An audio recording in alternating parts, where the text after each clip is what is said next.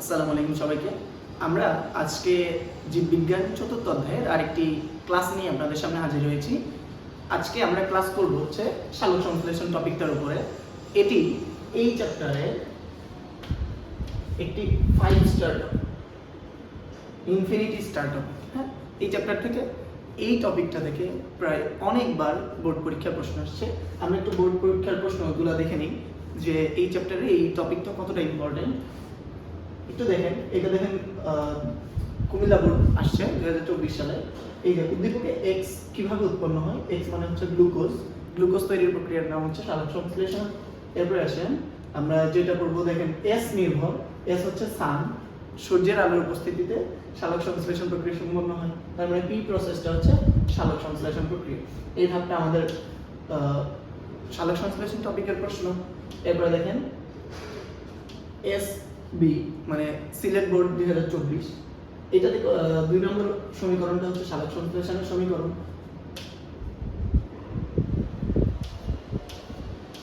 সালোক সংশ্লেষণের সমীকরণ। এবার আসেন আমরা আরো কয়েকটা প্রশ্ন দেখি।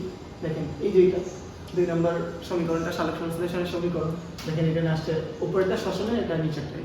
তো এই চ্যাপ্টারে দুইটাই ইম্পর্টেন্ট টপিক, সালোক সংশ্লেষণ ও শ্বসন। সালোক সংশ্লেষণ থেকেও বেশি প্রশ্ন আসে, শ্বসন থেকেও বেশি প্রশ্ন আসে। আজকে গত ক্লাসে আমরা এটিপি সম্পর্কে জানছি।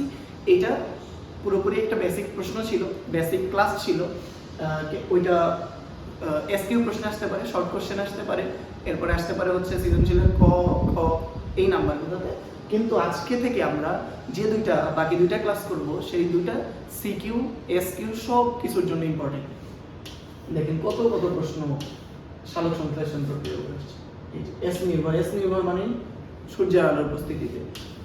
এরপরে দেখেন এই যে এটাও সালোক সংশ্লেষণের কতগুলো প্রশ্ন, হিউজ প্রশ্ন আসছে এই টপিক থেকে। এই টপিকটা ইনফিনিটি স্টার ইম্পর্টেন্ট। তো চলেন আজকে আমরা এই টপিকটা সম্পর্কে জানবো। এইবার আসেন আমরা সালোক সংশ্লেষণ প্রক্রিয়া সম্পর্কে জানবো। তাহলে প্রথমে শুরু করি যে সালোক সংশ্লেষণ কাকে বলে। সূর্যের আলোর উপস্থিতিতে পাতার ক্লোরোফিলের সাহায্যে সবুজ উদ্ভিদ যে প্রক্রিয়ায় কার্বোহাইড্রেট বা শর্করা জাতীয় খাদ্য উৎপন্ন করে তাকে সালোক সংশ্লেষণ প্রক্রিয়া বলে। এটি এক ধরনের প্রক্রিয়া। তাহলে কি বললাম, কি করবে, এই যে দেখেন সালোক সংশ্লেষণ আমরা একটু যদি এটা দেখে আসি, তাহলে দেখেন এখানে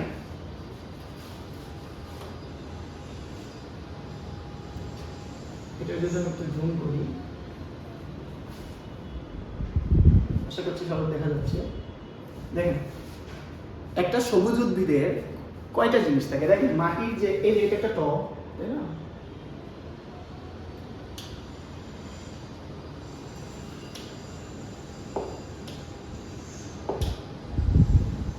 দেখেন এইটা একটা টব, তাই না। এই টবটাতে কি হবে, এই টবের ভিতরে দেখেন রুট লেখা আছে। রুট মানে কি, রুট মানে হচ্ছে মূল। রুট মানে কি বাবা, মূল।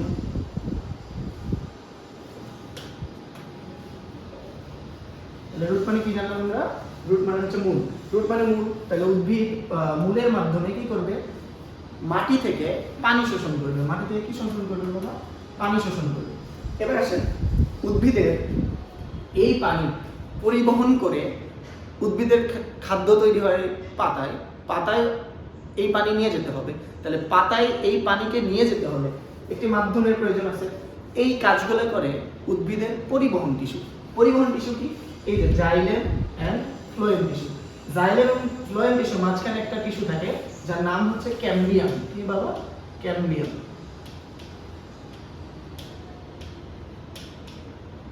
জাইলেম এবং ফ্লোয়েমের মাঝে যে টিস্যু থাকে সেটা হচ্ছে ক্যাম্বিয়াম। দেখেন জাইলেমের, দেখেন এই যে টিক চিহ্নগুলো একটু দেখেন, খেয়াল করেন তো, একটু খেয়াল করেন, একটু খেয়াল করে দেখেন, এই যেগুলো একটু খেয়াল করে দেখেন। দেখেন একমুখী পানি নিয়ে যাচ্ছে। তাহলে উদ্ভিদ মাটি থেকে যে পানি শোষণ করে, এই পানি জাইলেম টিস্যু কি করে, মূল থেকে পাতায় নিয়ে যায়, মূল থেকে পাতায় নিয়ে যায়। এদেরকে পরিবহন টিস্যু উৎস বলা হয়। এরপরে দেখেন ফ্লোয়েমের ক্ষেত্রে, দেখেন ফ্লোয়েমেরটা একটু জুম করে যদি আমরা একটু দেখি, দেখেন এটা হচ্ছে টু ওয়ে ফ্লো। এখানে লেখা আছে টু ওয়ে ফ্লো, এটা হচ্ছে অন ওয়ে ফ্লো। এই কথাগুলোর অর্থ কি, অন ওয়ে ফ্লো মানে হচ্ছে এই জাইলেম টিস্যুগুলো শুধুমাত্র মাটি থেকে গ্রহণকৃত মূল থেকে পাতায় পানি নিয়ে যায়। কিন্তু ফ্লোয়েম টিস্যুর টু ওয়ে ফ্লো অর্থ কি? টু ওয়ে ফ্লো হচ্ছে মাটি থেকে পানি পাতায় নিয়ে যাবে এবং পাতায় প্রস্তুতকৃত খাদ্য উদ্ভিদের সারা দেহে পরিবহন করবে। এইটা করে ফ্লোয়েম, যার কারণে মাটি থেকে পানি নিয়ে যায় আবার খাদ্যবস্তু নিয়ে আসে, এই জন্য এদেরকে বলা হয় টু ওয়ে ফ্লো। এরপর আসেন রুট। এবার আসেন যে এই যে পাতায় নিয়ে আসতে হবে, তাই পাতায় এই যে এখানকার পাতায় কোথায় নিয়ে আসবে? এই পানিটা পাতার মেসোফিল টিস্যুতে আসবে। মেসোফিল টিস্যু পাতা কোথায় নিয়ে আসবে? Mesophyll tissue. মেসোফিল টিস্যু কি? মেসোফিল টিস্যু হচ্ছে পাতার এক ধরনের প্যারেনকাইমা টিস্যু, যার মধ্যে ক্লোরোফিল নামক এক ধরনের রাসায়নিক পদার্থ থাকে। আর এই ক্লোরোফিলের সাহায্যে উদ্ভিদ তার কি করে? মাটি থেকে পানি নিয়ে এই যে জাইলেম টিস্যু মাটি থেকে পানিটা উদ্ভিদের পাতায় নিয়ে আসবে।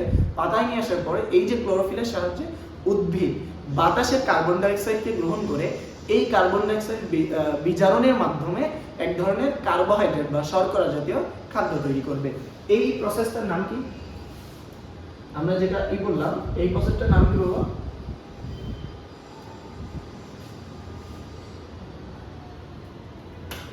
তাহলে এই প্রসেসের নাম হচ্ছে সালোক সংশ্লেষণ।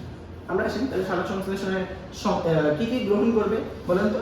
এই যে পানি নিবে, পানি মাটি থেকে নিবে এবং বাইরে সূর্যের আলো গ্রহণ করবে। সূর্যের আলো কিভাবে গ্রহণ করবে? ধরেন এটা একটা পাতা,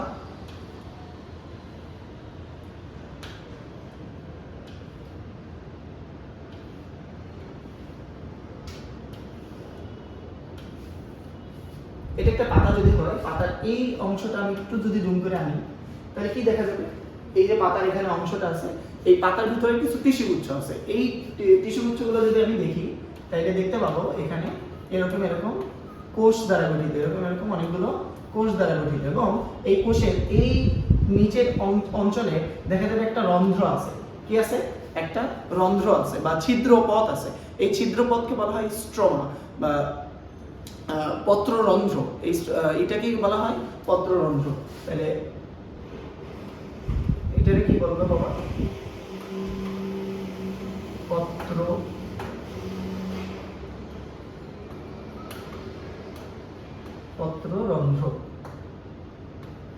পত্ররন্ধ্র। এই পত্ররন্ধ্রের মাধ্যমে উদ্ভিদের মধ্যে বাতাস থেকে কার্বন ডাইঅক্সাইড উদ্ভিদের পাতায় প্রবেশ করে।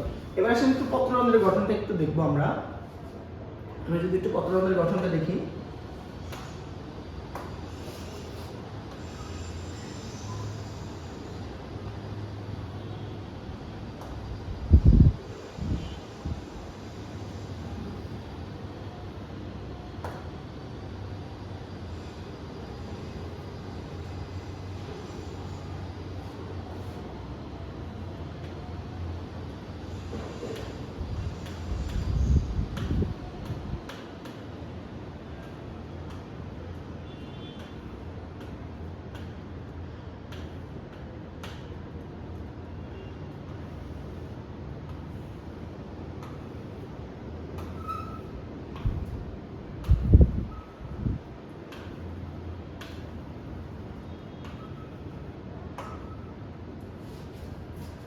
আসেন এবার দেখি আমরা এই জিনিসগুলো কি।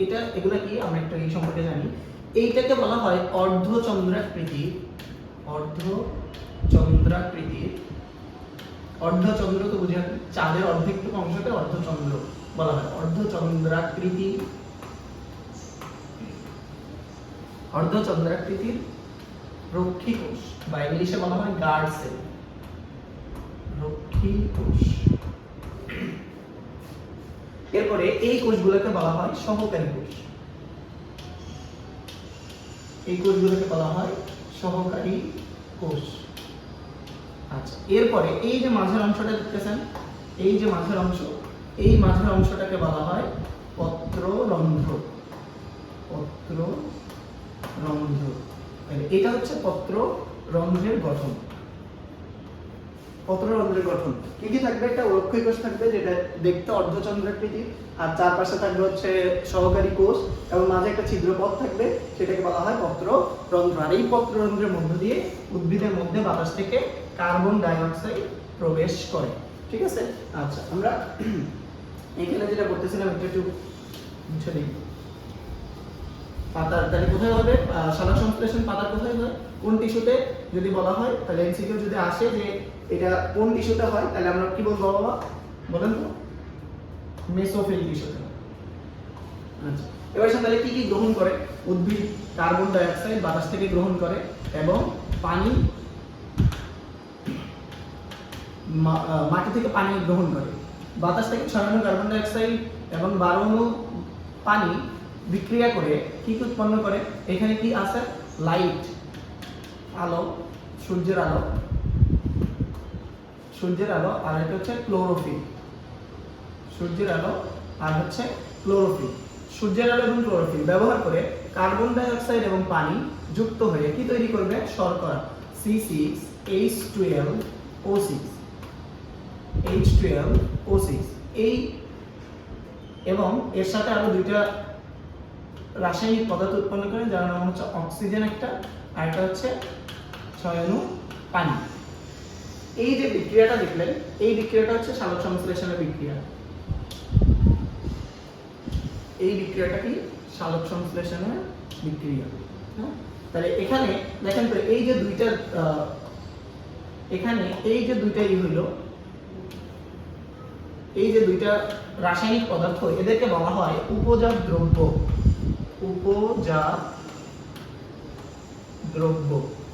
উপজাত দ্রব্য মানে ইংলিশে বলা হয় বাই প্রোডাক্ট।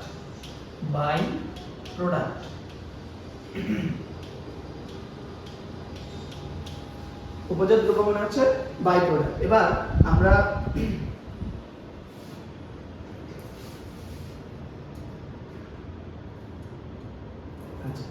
তাহলে কি উদ্ভিদের সালোক সংশ্লেষণ প্রক্রিয়া কি হয়? উদ্ভিদ থেকে এই যে পাতা, এইটা ধরেন এই যে সানলাইট, এই সান থেকে সূর্য, এখানে ধরেন এটা হচ্ছে সূর্য, এই সূর্য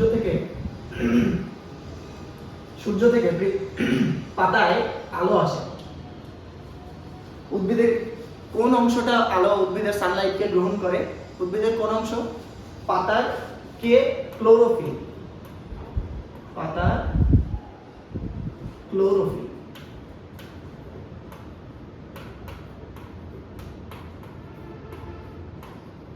তাহলে পাতার ক্লোরোফিল উদ্ভিদের আলোক রশ্মিকে শোষণ করে। আলোক রশ্মির কি শোষণ করে?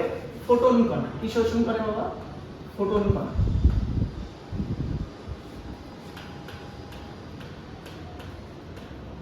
এই ফোটন কি? Packet of energy.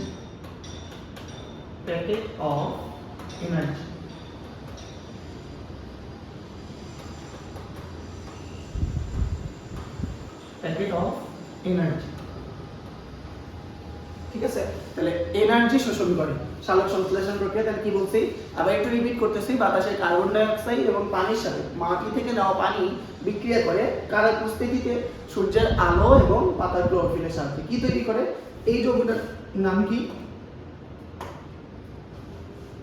এই যে যৌগটা আছে, এই যৌগটার একটা নাম আছে, বলেন। সবাই জানেন আমি আশা করি। এই যৌগটার নাম হচ্ছে গ্লুকোজ।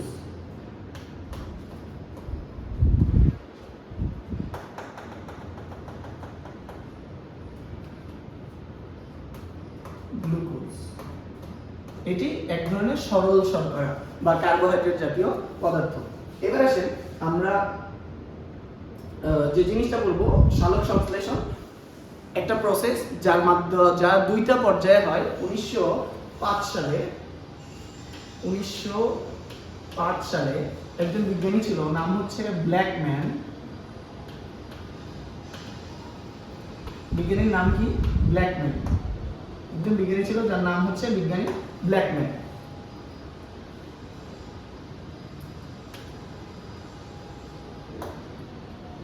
উনি এই সালোক সংশ্লেষণ প্রক্রিয়াকে দুইটা পর্যায়ে ভাগ করে। একটা পর্যায়ের নাম হচ্ছে সালোক সংশ্লেষণ, একটা হচ্ছে আলোক নির্ভর পর্যায়, আলোক নির্ভর পর্যায়, আরেকটা হচ্ছে আলোক নিরপেক্ষ পর্যায়।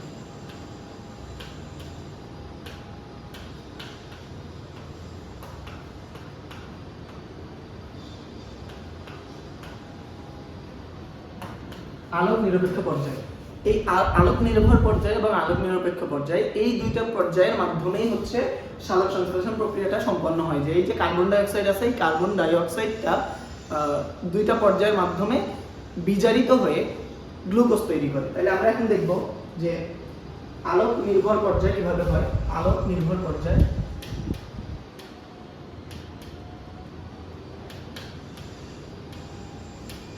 আলোক নির্ভর পর্যায়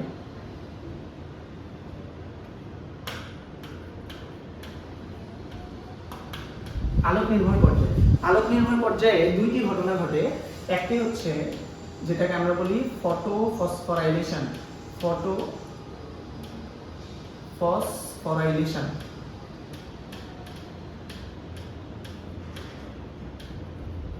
আরেকটি হচ্ছে ফটোলাইসিস,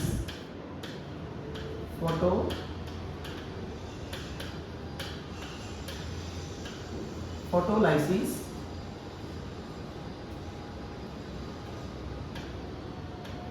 ফটোলাইসিস যেটাকে বাংলায় বলা হয় সালোক বিভাজন, সালোক বিভাজন।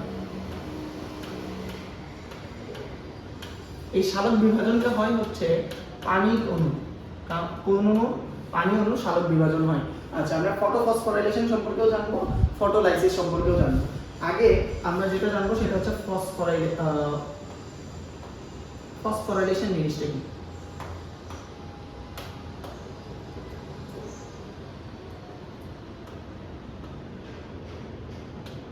আচ্ছা, এবার আসেন ফসফোরাইলেশন। আমরা দুইটা জিনিস জানবো, একটা হচ্ছে ফসফোরাইলেশন কি আর একটা ডিফসফোরাইলেশন কি। আমরা গত ক্লাসে দেখছিলাম এটিপি এখনো এডিপি আর এখনো অজৈব ফসফেট গ্রুপ যুক্ত হয়ে যখন এটিপি তৈরি করে তখন এই প্রক্রিয়াটার নাম হচ্ছে, এই প্রক্রিয়াটার নাম কি? তাহলে এডিপি থেকে কি তৈরি হয়েছে? এটিপি। এই প্রক্রিয়াটার নাম হচ্ছে ফসফোরাইলেশন,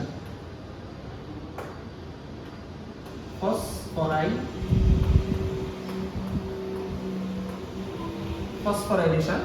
আর এটিপি থেকে ভেঙে যদি কি করে এডিপি তৈরি হয়, যেখানে এখনো অজৈব ফসফেট বাদ যাবে, তার মানে এডিপি এর সাথে এইটা হবে। তাহলে এটা যদি রিভার্স প্রক্রিয়াটা হয়, তাহলে সেটাকে বলা হয় ডিফসফোরাইলেশন।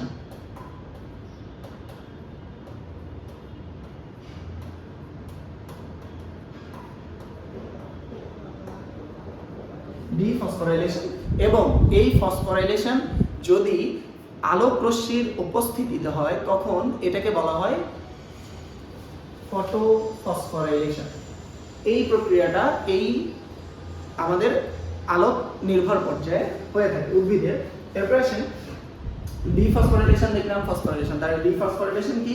এটিপি ভেঙে এডিপি এবং অজৈব ফসফেট তৈরি করলে সেটাকে ডিফসফোরাইলেশন বলে। আর এডিপি এবং অজৈব ফসফেট যুক্ত হয়ে এটিপি তৈরির প্রক্রিয়াকে ফসফোরাইলেশন বলা হয়। আর যদি ফসফোরাইলেশন প্রক্রিয়াটি আলোর উপস্থিতিতে হয়, যেহেতু এই পর্যায়ের নাম কি? আলোক নির্ভর পর্যায়, তার মানে এখানে আলো ব্যবহৃত হবে, তাহলে আলোর উপস্থিতিতে হয়, এই জন্য এই প্রক্রিয়াটার নাম হচ্ছে ফটোফসফোরাইলেশন। এবার আমরা ফটোলাইসিস সম্পর্কে দেখব। ফটোলাইসিস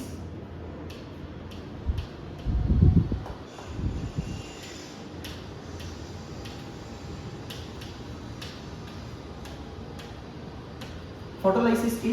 ফটোলাইসিস হচ্ছে সালোক বিভাজন। ফটো শব্দের অর্থ হচ্ছে এই যে ফটো শব্দের অর্থ হচ্ছে আলো, আর লাইসিস শব্দের অর্থ হচ্ছে বিভাজন। তাহলে এই জন্য এটার নাম হচ্ছে সালোক বিভাজন। তাহলে কি ভেঙে যাবে, কিছু একটা কি হয়ে যাবে? বিভাজন মানে ভাঙা। তার মানে পানি, আমি বলছিলাম যে একটু আগেও গত স্লাইডে, এই যে স্লাইডটাতে বলছি যে এই কার সালোক বিভাজন হয়? পানি। তার মানে পানি এখানে কি আলোর উপস্থিতিতে ভেঙে যাবে। কি হয়ে যাবে? ভেঙে যাবে। ভাঙলে কি তৈরি হবে? দুই অণু পানি ভেঙে কি তৈরি করবে? অক্সিজেন, এরপরে H প্লাস আয়ন, যেটাকে প্রোটন বলা হয়। কি বলা হয়? প্রোটন, প্রোটন বলা হয়। এরপরে উৎপন্ন হবে 4 অণু ইলেকট্রন, 4 অণু ইলেকট্রন। এই যে প্রোটনটা উৎপন্ন হইল, এই যে প্রোটনটা,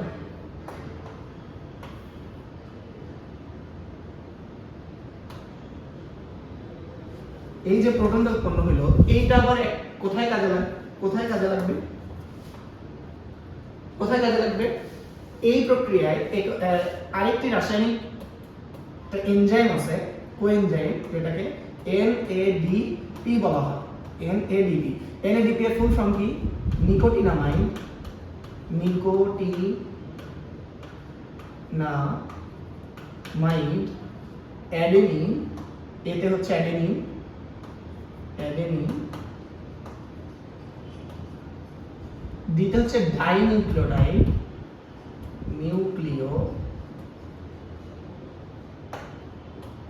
নিউক্লিওটাইড, অ্যাডেনিন ডাইনিউক্লিওটাইড, ফসফেট, দিতে হচ্ছে ফসফেট। অ্যাডেনিন, তাহলে NADP এর অর্থ হচ্ছে নিকোটিনামাইড অ্যাডেনিন ডাইনিউক্লিওটাইড। এই nicotinamide adenine dinucleotide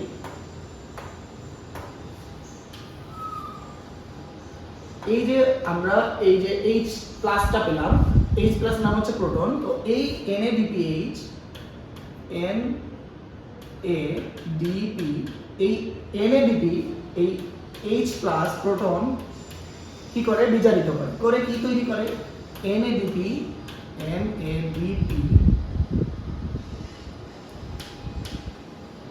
DPH plus H plus, এইটাকে বলা হয় বিজারিত নিকোটিনামাইড অ্যাডেনিন ডাইনিউক্লিওটাইড ফসফেট। তাহলে এটাকে বলা হয় কি? বিজারিত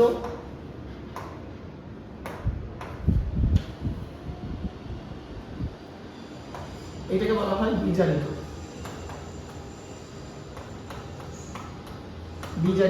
বিজারিত নিকোটিনামাইড অ্যাডেনিন ডাইনিউক্লিওটাইড ফসফেট। এবং এই যে দুইটা জিনিস দেখলেন, এই যে ATP এবং NADPH, এটার সাথে হচ্ছে আরেকটা হচ্ছে ATP এবং adenine dinucleotide nicotinamide adenine dinucleotide phosphate, NADPH plus H plus, এই দুইটাকে একসাথে আত্তীকরণ শক্তি বলা হয়। কি বলা হয় বাবা? আত্তীকরণ শক্তি। ইংলিশে বলা হয় অ্যাসিমিলেটরি পাওয়ার। এই আত্তীকরণ শক্তিগুলো আমরা যে আলোক নিরপেক্ষ পর্যায়ে করব, আলোক নিরপেক্ষ পর্যায়ে দুইটা চক্র আছে, C3 কেলভিন চক্র, C4 হ্যাচ-স্ল্যাক চক্র। এই চক্রগুলোতে এই আত্তীকরণ শক্তিগুলো ব্যবহৃত হয়ে কার্বন ডাই অক্সাইড গ্লুকোজ অণুতে পরিণত হয়। এবার আমরা যেটা দেখব সেটা হচ্ছে আলোক নিরপেক্ষ পর্যায়।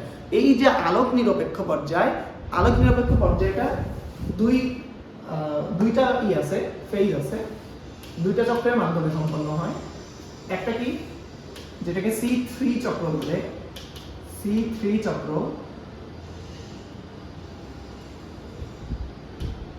C3 চক্রের আরেকটা নাম কি? কেলভিন চক্র। এরপরে C4 চক্র, যেটার আরেকটা নাম হচ্ছে হ্যাচ-স্ল্যাক চক্র।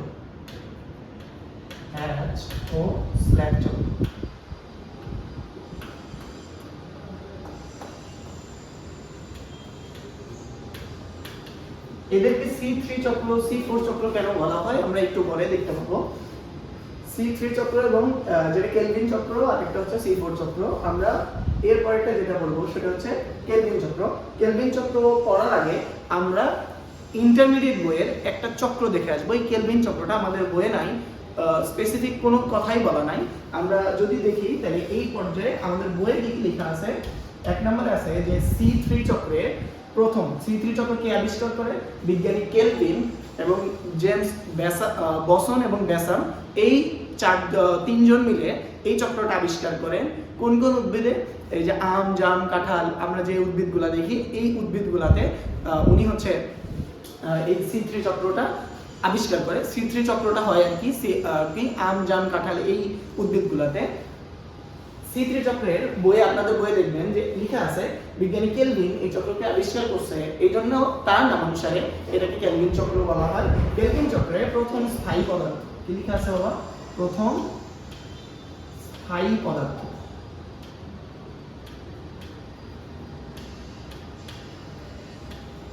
প্রথম স্থায়ী পদার্থ হচ্ছে 3-ফসফোগ্লিসারিড।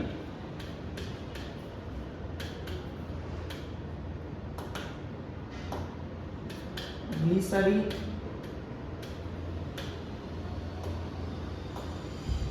3-ফসফোগ্লিসারিক অ্যাসিড।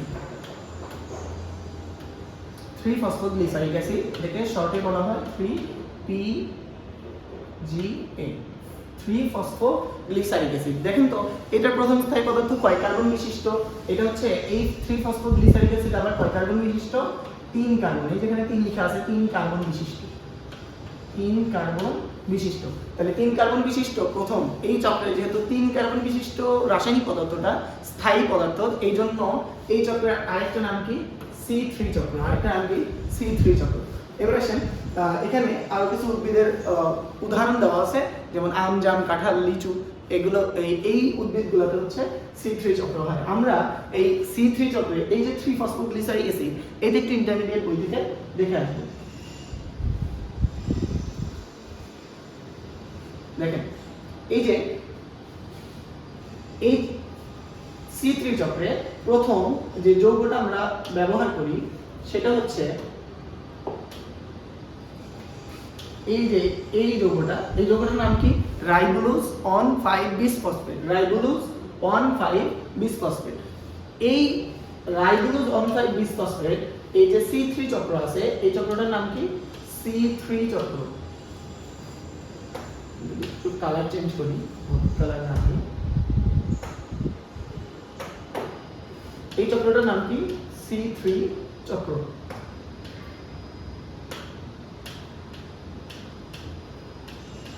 C3 চক্র। তাহলে C3 চক্রের প্রথম যে যৌগটা তার নাম কি? রাইবোলোজ 1,5-বিসফসফেট। এবং এই দেখেন এখানে কার্বন ডাই অক্সাইড যুক্ত হচ্ছে, কার্বন ডাই অক্সাইড যুক্ত হচ্ছে। যুক্ত হওয়ার সময় এই যে এই একটা নাম দেখতেছেন, এটা একটা এনজাইম। পৃথিবীর সবচেয়ে দামি এনজাইম হচ্ছে রুবিস্কো এনজাইম। রাইবোলোজ 1,5-বিসফসফেটের সাথে কার্বন ডাই অক্সাইড যুক্ত করে এই রুবিস্কো এনজাইম। রুবিস্কো এনজাইম যুক্ত হওয়ার পরে যে যৌগটা উৎপন্ন হয় এটা একটা অস্থায়ী কিটো অ্যাসিড। এবং এইটার কার্বন কয়টা? 6 কার্বন বিশিষ্ট। এটা কার্বন কয়টা? 6 কার্বন বিশিষ্ট। এখানে লেখা আছে, এই এখানে 6 কার্বন বিশিষ্ট। তাহলে 6 কার্বন বিশিষ্ট যদি হয়, তাহলে এইটা যদি ভেঙে, এই দেখেন 2 নম্বর বিক্রিয়া কি? পানি যুক্ত হবে এবং ভেঙে 3টা ফসফোগ্লিসারিক অ্যাসিড উৎপন্ন করবে। 2টা ফসফোগ্লিসারিক অ্যাসিড এবং এর কার্বন থাকবে 3টা। দেখেন এখানে লেখা আছে 3 কার্বন 2 অণু। তাহলে কিটো অ্যাসিড ভেঙে যদি 2টা অণু তৈরি করে, কিটো অ্যাসিডের 6 কার্বন হলে 2টা যৌগের কি 3 কার্বন করে হবে? তাহলে 3 কার্বন বিশিষ্ট ফসফোগ্লিসারিক। এইটা হচ্ছে C3 চক্রের প্রথম স্থায়ী পদার্থ। প্রথম স্থায়ী পদার্থ। এরপরে দেখেন এই যে এটিপি ভেঙে এডিপি হয়, ঠিক আছে? এটিপি ভেঙে এডিপি হয়। দেখেন এখানে 3,1,3-বিসফসফেট, বিসফসফোগ্লিসারিক অ্যাসিড উৎপন্ন করে। এরপরে এই এনজাইম ব্যবহার করে আইসোমারেজ, এখানে যে গ্লিসারলডিহাইড 3-ফসফেট উৎপন্ন করে। এখানে কয়টা আছে? 3 গ্লিসারলডিহাইড 3-ফসফেট। এরপর দেখেন, এরপর আইসোমারেজ এনজাইম মানে হচ্ছে একটা সমাণু তৈরি করবে। এখান থেকে দেখেন এই যে এই 3-ফসফোগ্লিসারিক অ্যাসিড বা অ্যাসিডন 3-ফসফেট যুক্ত হয়ে আস্তে আস্তে এখান থেকে এক অণু গ্লুকোজ তৈরি করবে। এরপরে এখান থেকে আরেকটা অণু এই দিকে যে রাইবোলোজ 5-ফসফেট, এবার রাইবোলোজ 5-ফসফেট, এবার রাইবোলোজ 1,5-বিসফসফেট। তো এই যে এটা হচ্ছে C3 চক্র, কিন্তু আপনাদের বইয়ে C3 চক্রের কোনো সম্পর্কে কিছু বলা নেই। আপনি একটু দেখবেন যেখানে কি বলছে। তাহলে আমরা শুধু এটা মনে রাখবো আপাতত ক্লাস 10 এর জন্য, এসএসসি পরীক্ষার জন্য। দেখেন প্রথম কার্বন ডাই অক্সাইড, বাতাসে কার্বন ডাই অক্সাইডটা গ্রহণ করে কোন রাসায়নিক পদার্থ? রাইবোলোজ 1,5-বিসফসফেট। বিসফসফেট মানে 2টা, হ্যাঁ 2টা ফসফেট গ্রুপ আছে। এরপর হচ্ছে এখানে এই রাইবোলোজ বিসফসফেট কি করে, বাতাসের কার্বন ডাই অক্সাইডকে গ্রহণ করে এবং যে এনজাইমটা সাহায্য করে তার নাম হচ্ছে রুবিস্কো। এবং এই রাইবোলোজ 1,5 বিসফসফেট, দেখেন এখানে 5 কার্বন ছিল আর এই কার্বন ডাই অক্সাইডের একটা কার্বন আছে, যুক্ত হয়ে 6 কার্বন বিশিষ্ট একটা যৌগ গঠন করবে। 5টার সাথে একটা যৌগ হলে কয়টা হবে? 6টা। তাহলে 6 কার্বন বিশিষ্ট যৌগ, এটাকে বলা হয় অস্থায়ী কিটো অ্যাসিড। এটা অস্থায়ী পদার্থ। এই অস্থায়ী পদার্থটা ভেঙে 3টা 3-ফসফোগ্লিসারিক অ্যাসিড উৎপন্ন করবে। এখন যদি আপনার মনে হয় যে এগুলার রাসায়নিক গঠনটা আমি দেখব, তাহলে এই বইয়ের অপর পৃষ্ঠায় এই যে রাসায়নিক গঠনগুলো এখানে দেওয়া আছে। ইন্টারের বইয়ে দেখবেন যে আপনাদের যদি কোনো বড় ভাইয়া বা ভাই বোন থাকে তাদের বই একটু খুঁজে দেখবেন, এই যে রাসায়নিক গঠনগুলো এখানে দেওয়া আছে। এরপরে 3-ফসফোগ্লিসারিক অ্যাসিড থেকে এই চক্রটা, এই C3 চক্রটা মোট 6 বার চক্রটা সম্পন্ন হয়, এক অণু গ্লুকোজ উৎপন্ন করবে। তাহলে এখানে আমরা যে জিনিসটা একটু করব সেটা হচ্ছে 2 নম্বরে কোন কার্বন ডাই অক্সাইড গ্রহণ করে কে? Ribulose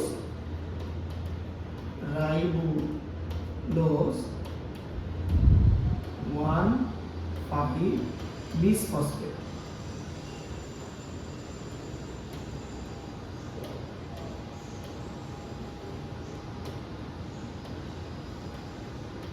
ribulose 1,5 bisphosphate.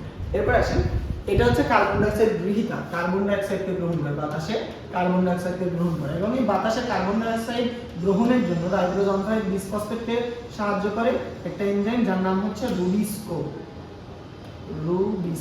এনজাইম। আর এই রুবিস্কো এনজাইমকে পৃথিবীর সবচেয়ে দামি এনজাইম বলা হয়, রুবিস্কো এনজাইম। ওকে, এই জিনিসগুলো করলেই হবে। উদাহরণ তো বললাম, আম, জাম, কাঁঠাল, এগুলাকে C3 উদ্ভিদ বলা হয়।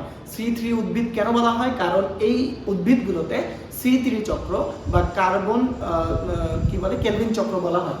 এবার আসেন আমরা যেটা বলবো, এবার আসি হচ্ছে C4 চক্র। ওইটাতে C3 কেন বলা হইতো? যে 4 কার্বন, প্রথম স্থায়ী পদার্থ হচ্ছে 4 কার্বন। আর এইটাতে C3 C4 কেন বলা হবে? কারণ এটার প্রথম স্থায়ী পদার্থ হচ্ছে 4 কার্বন বিশিষ্ট। তাহলে এক নম্বর হচ্ছে প্রথম স্থায়ী পদার্থ কয় কার্বন? 4 কার্বন বিশিষ্ট, 4 কার্বন বিশিষ্ট অক্সালো অ্যাসিটিক অ্যাসিড। কি নাম? অক্সালো অ্যাসিটিক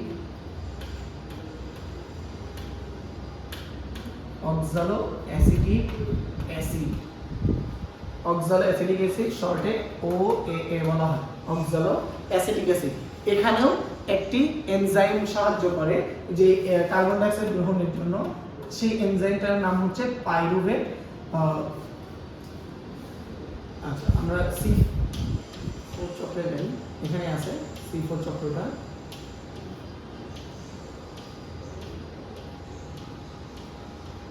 এই যে এটা হচ্ছে C4 চক্র।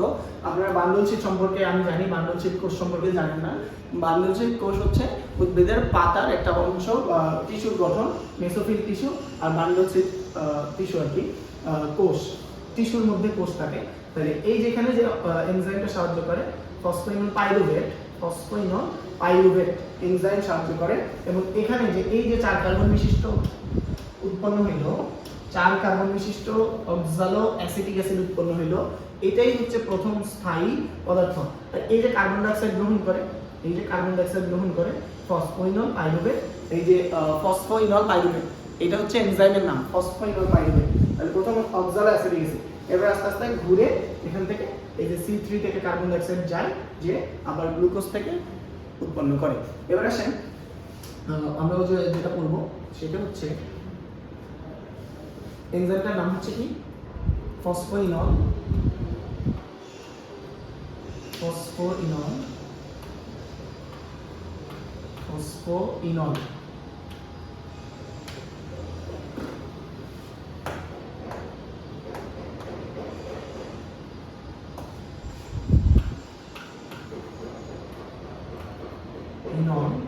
পাইরুভেট।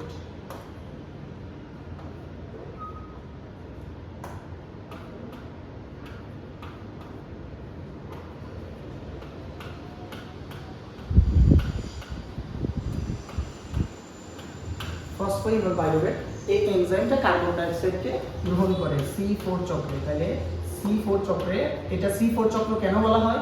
কারণ এর প্রথম যে স্থায়ী পদার্থটা আছে, এই স্থায়ী পদার্থটা কি 4 কার্বন বিশিষ্ট অক্সালো অ্যাসিটিক অ্যাসিড, যার কারণে এটার নাম হচ্ছে কি C4 চক্র। বুঝতে পারছি সবাই? আশা করি সবাই বুঝতে পারছেন। আশা করি সবাই চক্রগুলো বুঝতে পারছেন। একটু বারবার রিপিট করে দেখবেন, যদি বুঝতে না পারেন কথাগুলো একটু মনোযোগ দিয়ে শুনলে, রিপিট করে, যদি একবার না বুঝেন, যেহেতু রেকর্ডেড ক্লাস আপনি ব্যাক করে আবার একটু মনোযোগ দিয়ে দেখলে আশা করি বুঝতে পারবেন। আচ্ছা, এবার আমরা প্রভাবক করার আগে আরেকটা যে জিনিস করব সেটা হচ্ছে C3 এবং C4 উদ্ভিদ যেগুলো আছে, এই উদ্ভিদগুলোর মধ্যে পার্থক্যটা একটু করে নিব। যদি একটু পার্থক্যটা করে আমরা,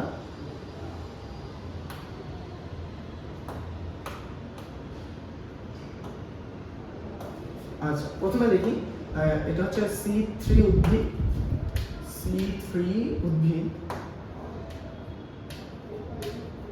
এটা এই পার্থক্যটা CQ এর খ নাম্বারে আসতে পারে, SQ আসতে পারে। এরপর হচ্ছে C4 উদ্ভিদ, C3 উদ্ভিদ আর C4 উদ্ভিদ। C3 উদ্ভিদে বলেন তো প্রথমটা বললাম কি, প্রথম স্থায়ী পদার্থ কি ছিল? 3-ফসফোগ্লিসারিক অ্যাসিড। আর এই C4 উদ্ভিদের প্রথম স্থায়ী পদার্থ 4 কার্বন বিশিষ্ট অক্সালো অ্যাসিটিক অ্যাসিড। এরপরে 2 নম্বরে এর কার্বন ডাইঅক্সাইড, বাতাস থেকে কার্বন ডাইঅক্সাইড গ্রহণের প্রথম এনজাইমটার নাম কি ছিল? রুবিস্কো।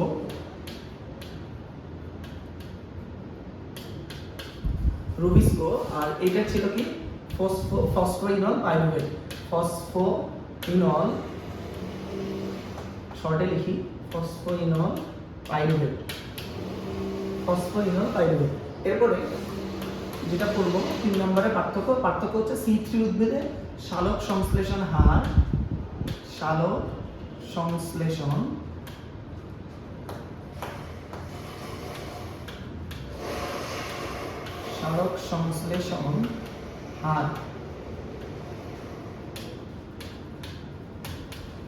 কম, আর এইটাতে সালোক সংশ্লেষণ হার বেশি। আচ্ছা, এরপরে 4 নম্বরে হচ্ছে উদাহরণগুলো বলবো। আম, জাম, কাঁঠাল,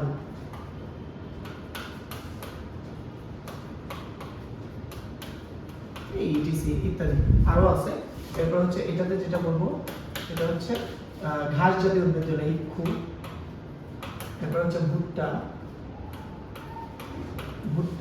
এরপর হচ্ছে গিনি ঘাস নামে একটা উদ্ভিদ আছে, গিনি ঘাস।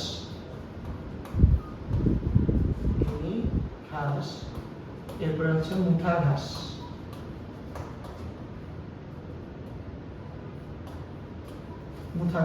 এই যে উদ্ভিদগুলো আছে, এই উদ্ভিদগুলো হচ্ছে C4 উদ্ভিদ। এরপরে আমরা যেটা পড়বো সালোক সংশ্লেষণ প্রভাবক। সালোক সংশ্লেষণ প্রভাবক কি? প্রভাবক মানে হচ্ছে কিছু অন্য রাসায়নিক পদার্থগুলো বা অন্য কোনো বাহ্যিক কোনো ইগুলো আছে। বাহ্যিক প্রভাব বলতে পরিবেশের যে জিনিসগুলা এটাকে প্রভাবিত করে, এই প্রক্রিয়াটাকে, তাকে বলা হয় বাহ্যিক প্রভাবক। তাহলে বাহ্যিক প্রভাবক কি কি আছে আমরা 5টা নিয়ে আলোচনা করব। এক নম্বর হচ্ছে কার্বন ডাইঅক্সাইড,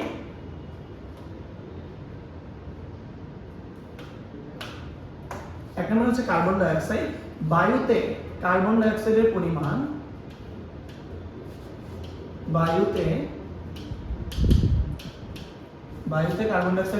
0.03% থাকে।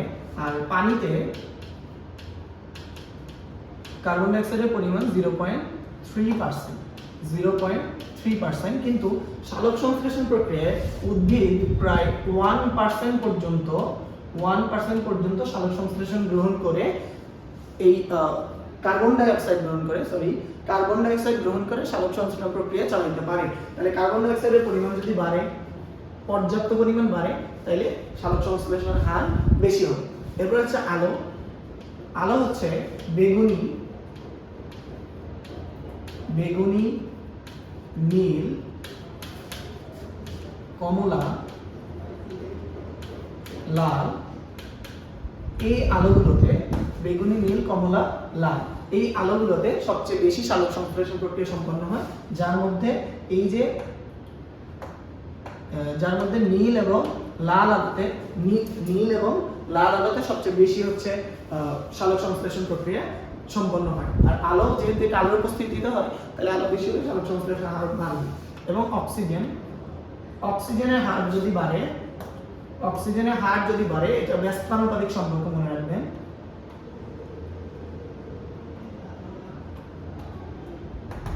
ব্যস্তানুপাতিক সম্পর্ক বলতে এটা হচ্ছে যদি অক্সিজেনের মানটা বাড়ে তাহলে সালোক সংশ্লেষণের হারটা কমবে, আর যদি এইটা কমে ওটা বাড়বে। তো এইরকম আর কি। আচ্ছা, এরপর হচ্ছে পানির পরিমাণ বাড়লে, পর্যাপ্ত পরিমাণ পানি না হলে সালোক সংশ্লেষণ প্রক্রিয়া সম্পন্ন হয় না। তাহলে পর্যাপ্ত পরিমাণ যদি পানি পায় উদ্ভিদ, কারণ কি উদ্ভিদ কার্বন ডাইঅক্সাইড পানির মাধ্যমে আমরা একটা বিক্রিয়া দেখছি, এই বিক্রিয়াতে আমরা দেখছিলাম কার্বন ডাইঅক্সাইড এবং পানি বিক্রিয়া করে গ্লুকোজ তৈরি করে। তাহলে পানির পরিমাণ পর্যাপ্ত পরিমাণ থাকলে তাহলে এটা হচ্ছে কি হবে, সালোক সংশ্লেষণের হার বাড়বে। এবার আসেন তাপমাত্রাটা মোস্ট ইম্পর্টেন্ট।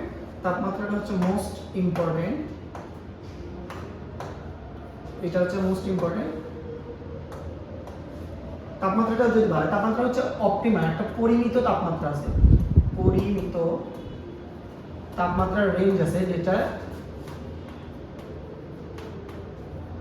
তাপমাত্রার রেঞ্জ আছে, এটা হচ্ছে 22 থেকে 35 ডিগ্রি সেলসিয়াস। 22 থেকে 35 ডিগ্রি সেলসিয়াস এই তাপমাত্রা পর্যন্ত সালোক সংশ্লেষণ প্রক্রিয়া সবচেয়ে ভালো হয়। এরপরে যদি তাপমাত্রা 0 ডিগ্রি সেলসিয়াস এর কম বা 45 ডিগ্রি সেলসিয়াসের বেশি থাকে পরিবেশের তাপমাত্রা, তাইলে সালোক সংশ্লেষণ প্রক্রিয়া একদম বন্ধ থাকে। সালোক সংশ্লেষণ প্রক্রিয়া বন্ধ থাকে। সালোক সংশ্লেষণ প্রক্রিয়া বন্ধ থাকে। ওকে, এরপরে আসবো হচ্ছে আমরা বাহ্যিক প্রভাব করলাম, অভ্যন্তরীণ প্রভাবটা পড়ে আজকের ক্লাস ইনশাআল্লাহ শেষ হবে। অভ্যন্তরীণ প্রভাবের মধ্যে আছে হচ্ছে পাতা। তাহলে পাতার সংখ্যা যত বেশি হবে সালোক সংশ্লেষণ তত বেশি হবে। পাতার সংখ্যা যত বেশি হার তত বেশি, মানে সমানুপাতিক সম্পর্ক। কেন বেশি বলেন তো? পাতা যত বেশি হবে ক্লোরোফিল তত বেশি থাকবে, বেশি পরিমাণ পাতায় বেশি পরিমাণ সালোক সংশ্লেষণ প্রক্রিয়া হবে, এই জন্য পাতার সংখ্যা বেশি হইলে হার বেশি হবে। পাতার বয়স, মাঝারি বয়সী পাতায়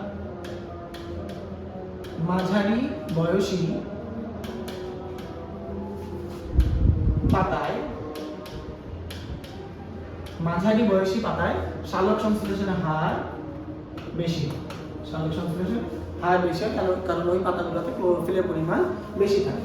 এবার সেই ক্লোরোফিল, এই ক্লোরোফিলটা সবচেয়ে বেশি ইম্পর্টেন্ট। ক্লোরোফিল ছাড়া তো উদ্ভিদের সালোক সংশ্লেষণ প্রক্রিয়া সম্ভব না। এই ক্লোরোফিল যদি বেশি থাকে, ক্লোরোফিলের মান বেশি থাকলে সালোক সংশ্লেষণের হারটা বেশি হবে। আচ্ছা, এবার এই যেটা হচ্ছে পটাশিয়াম, এই পটাশিয়ামটা ইম্পর্টেন্ট। পটাশিয়ামটা এটা তো অনুঘটক হিসেবে কাজ করে এবং এইটা পত্ররন্ধ্রে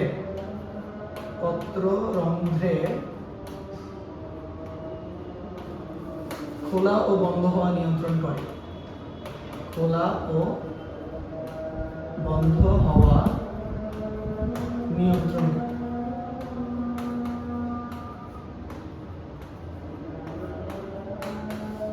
ওকে, এই ছিল আজকের ক্লাস। আপনারা যদি একটু মনোযোগ দিয়ে ক্লাস করেন, আমি আপনাদের ক্লাসের শুরুতেই বলছি এইটা খুবই খুবই খুবই ইম্পর্টেন্ট একটা এই চ্যাপ্টারের টপিক, যেখান থেকে বেশিরভাগ প্রশ্ন বোর্ডের প্রশ্ন আসে। তাহলে এই টপিকটা আপনারা একটু মনোযোগ দিয়ে করলে আশা করি সবাই বুঝবেন। আর ক্লাসটা যদি কোথাও না বুঝেন, যেহেতু রেকর্ডেড ক্লাস, একটু ব্যাক দিয়ে তারপরে টেনে একটু দেখবেন। ঠিক আছে, দেখা হবে ইনশাল্লাহ নেক্সট ক্লাসে। সবাইকে আসসালামু আলাইকুম।